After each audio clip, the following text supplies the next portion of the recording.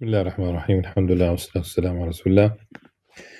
Continue reading from Imam Al-Ghazali's On Disciplining the Soul, Kitab Riyadat al-Nafs, translated by T.J. Winter Abdul Hakim Murad. We are still reading from the introduction. We are on page 32. We read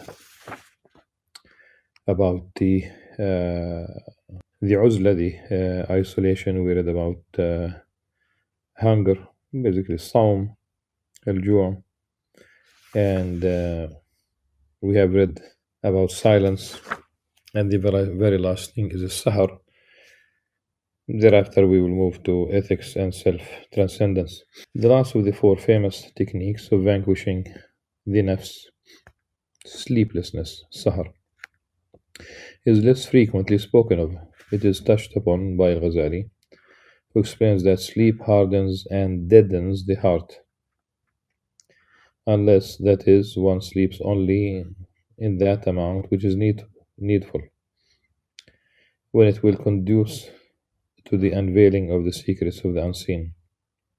Sleep is a waste of time if done to excess. One should strive to spend the pre-dawn hours in prayer, the highest activity, rather than sleep, which is the lowest. The reference here to the pre-dawn hours, of course, the Prophet ﷺ, at the beginning, he used to pray throughout the night.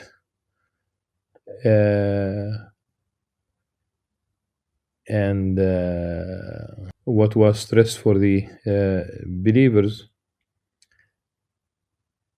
is the last 1/3 of the night, pre-dawn, of course.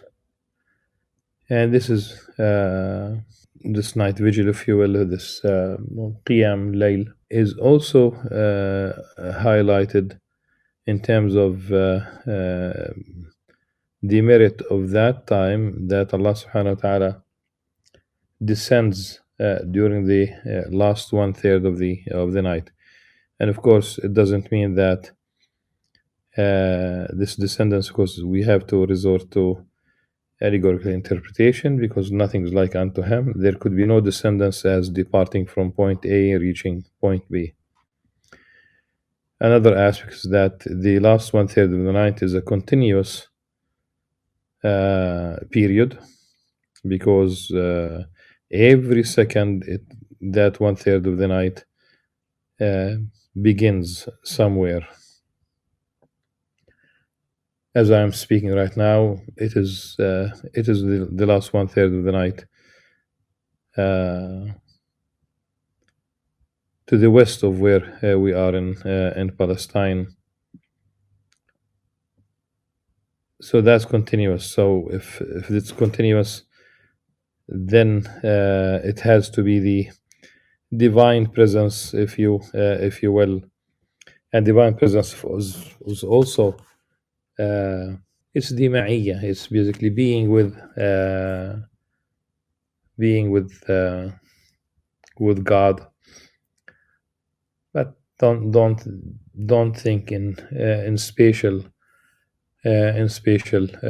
relations, like God being closer to people than their jugular veins. You have 8 billion people.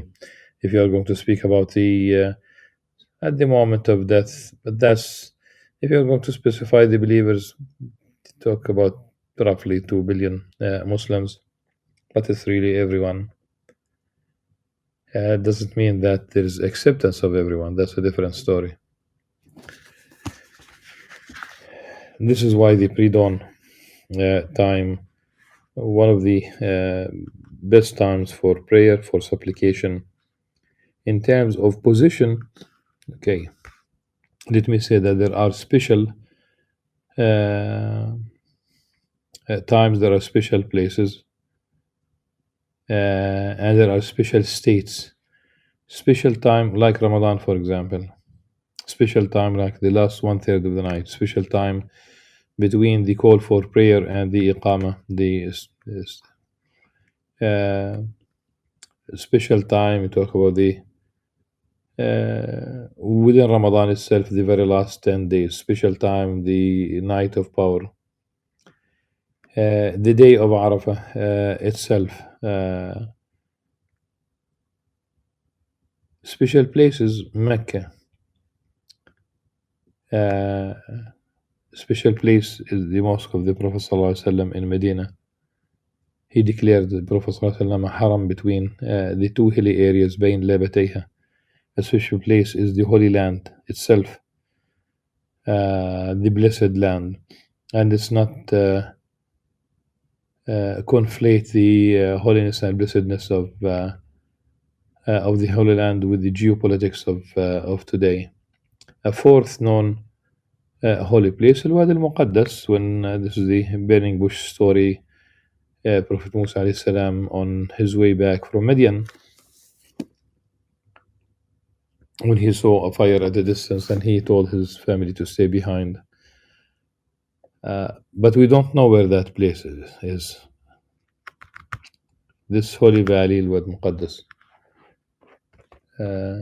Tawa, we don't know. We will never know. I'm talking about, it's not something that you go and do like a Discovery Channel. No, that's not what it is. So the the extra meritorious places are the Mecca, Medina, and Jerusalem. And you can basically be in a holy place and holy time, if you will, like Ramadan in Mecca, Ramadan in Jerusalem, Ramadan in Medina, or the last 1/3 of the night. Special state is, for example, prostration. So you can do Ramadan in at Al-Aqsa Mosque, and the last 1/3 of the night is extra. Being in a state of prostration is extra, etc. But this paragraph is ultimately about sahar, about sleeplessness, staying up to remember the name of Allah subhanahu wa ta'ala, to ponder upon the universe, to supplicate, to recite the Quran, to pray. Of Shah Kirmani, 9th century, 3rd Islamic calendar, 9th century of the Common Era, it is related that for 40 years he never slept. Then he fell asleep and dreamed of God. But before we go into the nature of the dream, when they say that for 40 years he never slept, maybe simply it meant that he did not sleep at night, and he basically found he had to rest, he had to sleep. It could be in the morning, could be part in the morning, part in the afternoon, but he had to sleep. So he dreamed of God. "O Lord," he cried in his dream, "I was seeking thee in nightly vigils, but I have found thee in sleep," like in dream. God answered, "O Shah, you have found me by means of those nightly vigils. If you had not sought me there, you would not have found me here." There's no doubt that such, continuous prayers at night would enlighten the heart and open up the possibility for such a vision. Now to ethics and self-transcendence. These four principles of the spiritual path were, in a sense, selfish, being directed only to the reform of the individual soul. They were complemented, however, by an attention to the moral and social virtues of Islam, which they were believed to improve.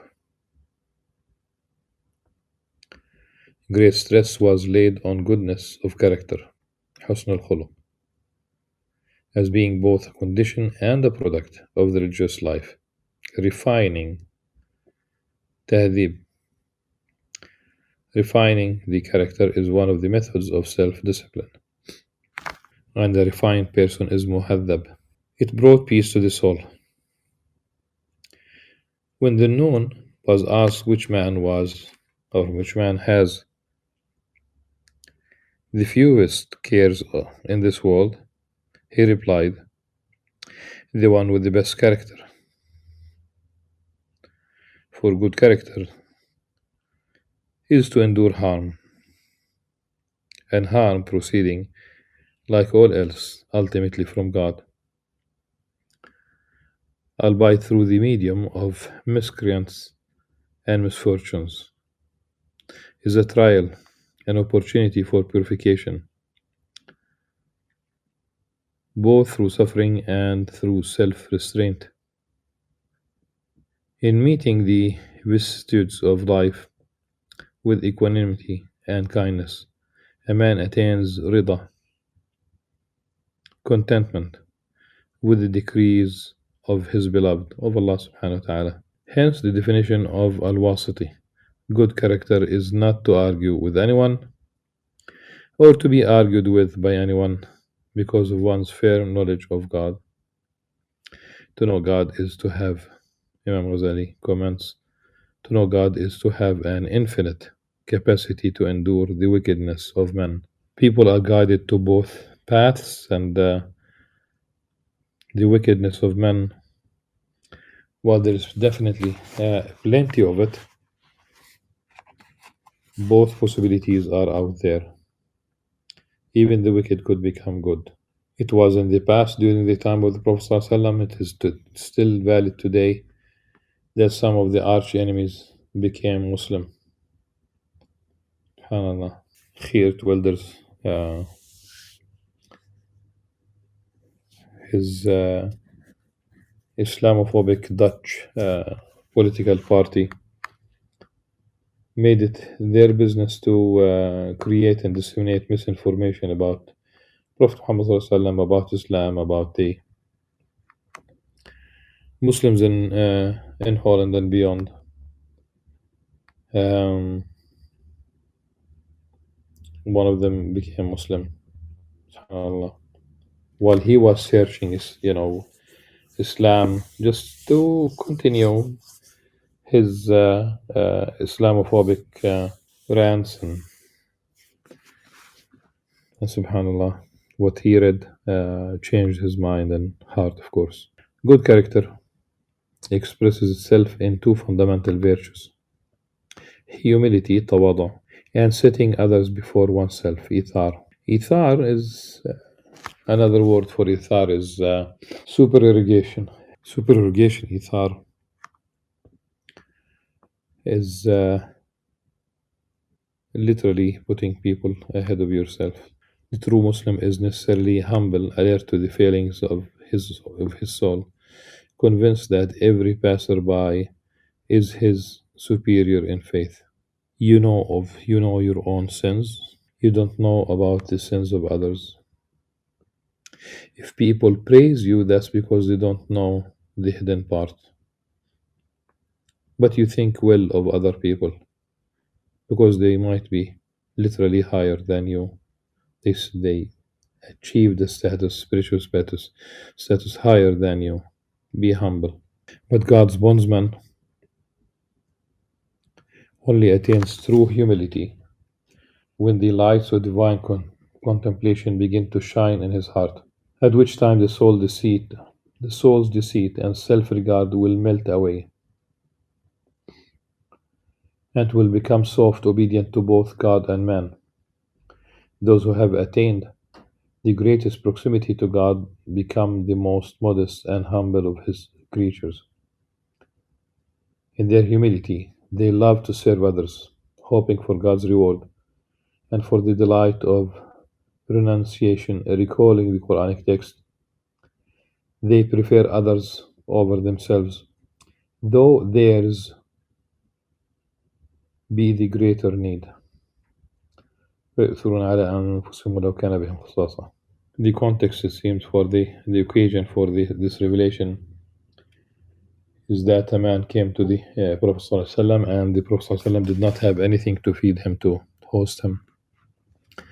And he asked who would basically take him to his house and be hospitable to him, and a companion took him, took this the guest of the Prophet sallallahu alaihi wasallam. He went home with the man, and he told his wife, the host now, to prepare food for the man, and there was only food for their children. He told her to keep them busy until they fall asleep. It was already night time. Turn off the lantern and pretend to be eating with the guests, because he doesn't know how much food is in the in the plate, and that they both would pretend, and then the guest would eat, and that's what was needed. So we have this revelation that they prefer others over themselves. The ithar, the supererogation, is when you and the other persons need the same thing that you own. You both need it, and you prefer. And there isn't much. That's let's say that you have $10, and someone else needs them. You would not tell that person, "Oh, I have only these $10, but I will give it to you." No, you will give it to him, for example,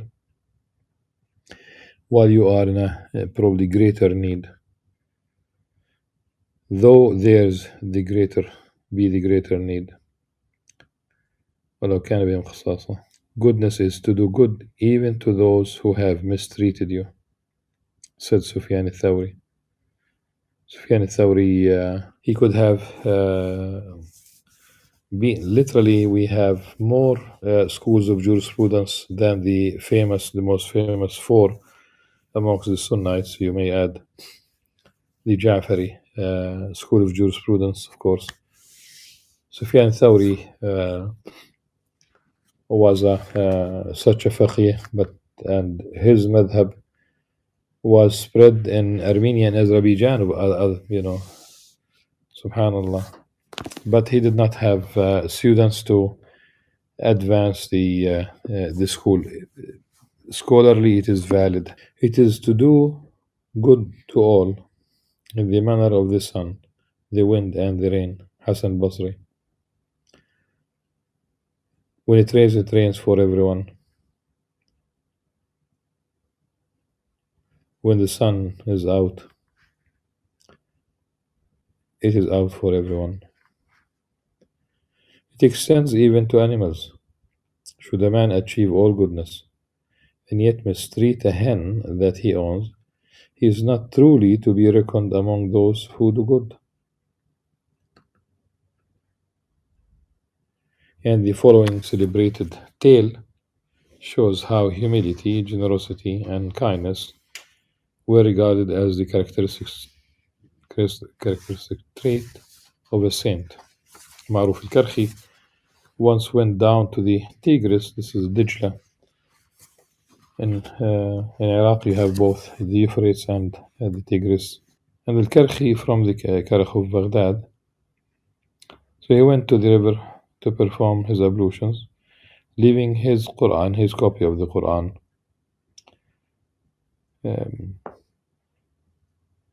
Literally, it should be the Mus'haf. There's one Quran, and there are many Masahif, of course. So he left his copy of the Quran, his cloak, to one side. A woman came along and stole them. Ma'ruf pursued her, saying, "Sister, I am Ma'ruf.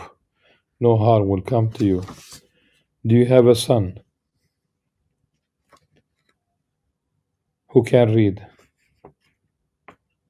"No," she replied. "Or a husband?" "No," she answered again. He then told her, "Then give me back the Quran," he told her, "and keep the cloak." So if there's no one in her family who could read, she could not benefit from the his copy of the Quran. Otherwise, my understanding is that he would have left his copy of the Quran for her as well. Then he figured out that she could make use of the cloak. She could probably sell it, especially that there are do you have a son who can read?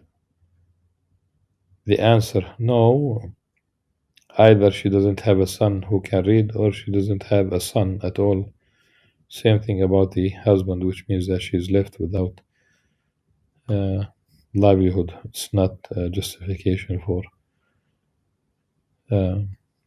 stealing the clothes and the books and the property of other people, but he utilized the occasion. Some people, when their shoes are stolen, let's say at mosques, they would declare their intention. They ask Allah subhanahu wa ta'ala that to make the shoes a sadaqah for the person, the thief who stole them. Next is acquire the character traits of God. تخلقوا بأخلاق الله. As a hadith is hadith موضوع, but we will deal with this inshallah in the next session. Until then, سبحانك اللهم وبحمدك أشهد أن لا إله إلا أنت أستغفرك وأتوب إليك. السلام عليكم ورحمة الله وبركاته.